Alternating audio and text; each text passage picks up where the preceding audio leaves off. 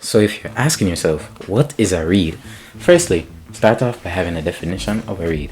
I can tell you that my definition would be that a read would be to accurately predict the option that your opponent goes for and to properly take advantage of it to give yourself an overall benefit in game by utilizing your own options. Now, I'd just like to preface this video by saying that this takes a new player approach, as reading, in my opinion, is the most important part of this game. I just want to ensure that I simplify what reading is, how to read, and getting reads as best as possible. And if you're interested in more videos like this, just subscribe, stay up to date with us, because the content is only going to get better. Just trust the process, brother. Like, it's simple.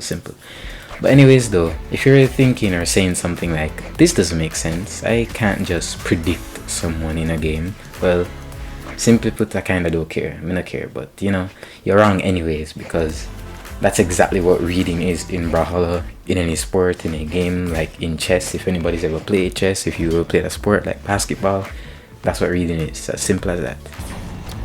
So I'm just going to get right into it. So now I hope you've asked the question regardless. How can I predict my opponent? Damn.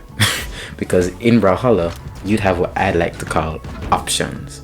You simply have to predict them based on what options they use. And this can either be attack options or movement options. So movement options is what I'll go with. I'd go with this because reading off of attack options kind of falls into a different category, being punishing when someone uses an attack and then you get a benefit off of them because of the recovery frames, blah blah blah blah. I'll talk about it for another time, only because if I talk about punishing, this video is going to be way too long and I can't bother with all that. But anyways, you can read your opponent off of any of their movement options once you are aware of them all. You can go from dodging, dashing, and backdashing, chase dodging, fast falling,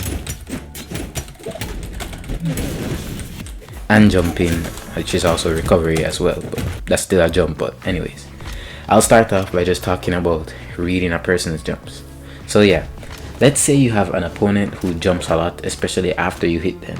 What you can do is use your attack options that can catch these jumps, and these attacks are known to be anti-airs, meaning they work well against people who stay up in the air a lot. So that's most attacks neutral air on any weapon, including unarmed as well, to be honest. So neutral air is a great anti-air option. There's also scythes. Usually neutral scythes are great anti-air options that you can use to read person's jumps and get kills and just build up damage on them, stuff like that. And yeah, like I was saying, recovery is also a form of a jump, but it technically is an attack option as well. But it's really the same rule of thumb to work on reading recoveries. You just have to ensure that you use a move that keeps you away from a specific recovery's hurt box, or be patient and then punish them for using that specific recovery in its last frames, kinda like this that you see right here. Now we move on to reading dodges. Similarly, with dodges, most people use aerial dodges. There's also ground dodges, which is like a 1 second cooldown. But aerial dodges, which have a better reason to get reads off, have a 3 second cooldown. So during a stringer combo that you use against an opponent, you can bait an aerial dodge or like anticipate one. Especially if you notice them having specific habits, which is the main part of how you predict someone. You have to go off of the habits in the game. So, and let's say that you have someone who's dodging up after you hit them with an attack that goes downward. Once you predict this from like previous habits, you can go in and use an attack that will catch them with the frames after that dodge, because you don't want to attack during the dodge, else it's not going to hit because of the invulnerability frames. And then leading you can catch that read off of that dodge. I can show many examples right here. So now I'll move on to something more tricky, which is dashing and backdashing. But I'm just going to add that the new dashback feature makes reading extremely difficult, but I won't cover it too much. But anyways, unlike dodging, dashing has no cooldown, but it can be used when grounded, you know. I think this is kind of obvious information. So 3 tips I would use to say that you can read dashes is: first, you have to see how often a player uses their dashes, and to read them the moves that have large or long hitboxes that are away from your own hurt box, because you know they'll cover more space away from you and they're usually dashing away and towards. Then you also want to have better reach to an opponent that can dash away from you, like I was saying. So an example of covering more space would also be that like heavy weapons would have a better time at reading off dashes because, like I said, bigger hitbox.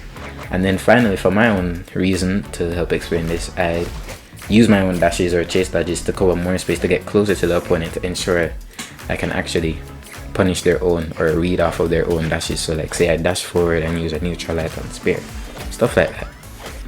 But if a person is like dashing towards you now and being aggressive, you want to use almost the opposite kind of information, almost, for a reason, being that you can also dash back but still engage with the same large or long hitbox attacks.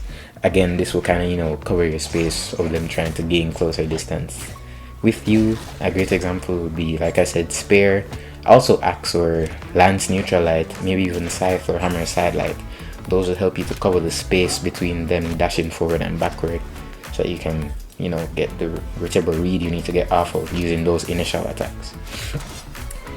I'm just gonna show a few examples. Well, the editing is gonna be crazy and annoying on this. But anyways, lastly, reading fast falls, well, falls in general and fast falls.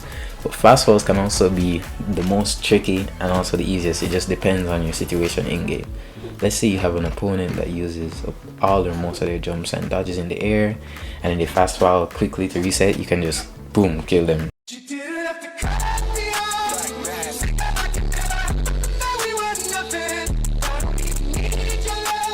You know, once they have no options, of course.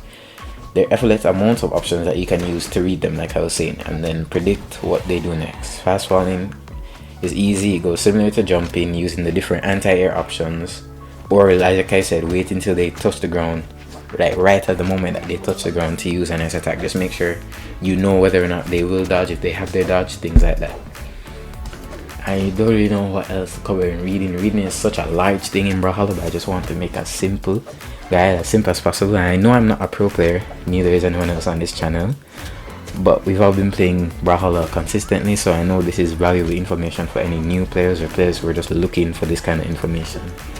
So like, I've been playing consistently and inconsistently for years, 5 years, same way everyone else on this channel. So I know that these are genuine tips as to how I play, how some of my friends on TG here play certain games in Brawlhalla, certain matches I mean. But you know, if you want any more tips, make sure to join the Discord and also check my personal favorite content creator Egg Soup on many of his videos. I think I've learned a lot from him over the years.